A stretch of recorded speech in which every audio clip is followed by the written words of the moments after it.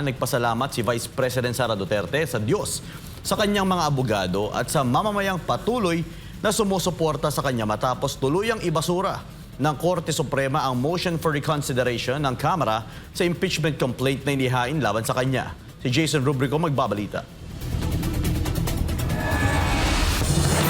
Ibinasura ng Korte Suprema ang motion for reconsideration na inihain ng House of the Representatives na naglalayong i-reverse ang nauna na nilang desisyon noong July 25, 2025 na unconstitutional ang impeachment complaint laban kay Vice President Sara Duterte. Sa isang panayam ni Alvin and Tourism, binigyang diin ni Vice President Sara na ang naging resulta ng kanyang kaso ay bunga ng panalangin at maayos na pagtutulungan ng kanyang legal team na kumwestiyon sa umano'y pag-abuso sa proseso ng impeachment sa House of Representatives.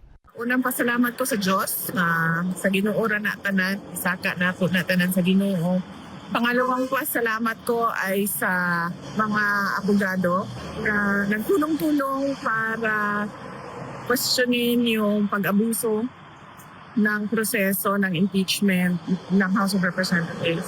At pangatlo ay yung pasalamat ko sa lahat ng mga kababayan na patuloy na naniniwala at nagtitiwala sa akin.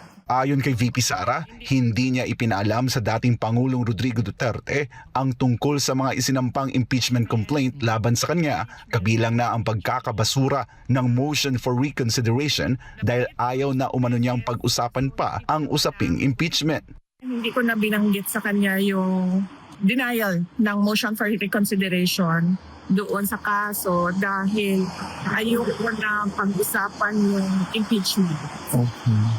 Mas mabuting pag-usapan na yung mga ibang bagay na mas may relevance sa buhay natin at sa bayan kaysa yung sa impeachment. Kaugnay naman ang posibilidad ng panibagong impeachment complaint matapos ang February 6, inihayag ni VP Duterte na matagal nang naghahanda ang kanyang legal team.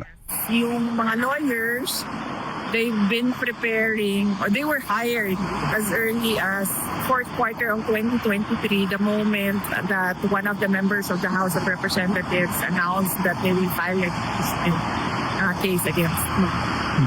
At nakumpirma ko yun sa loob ng opisina noon ng speaker noon.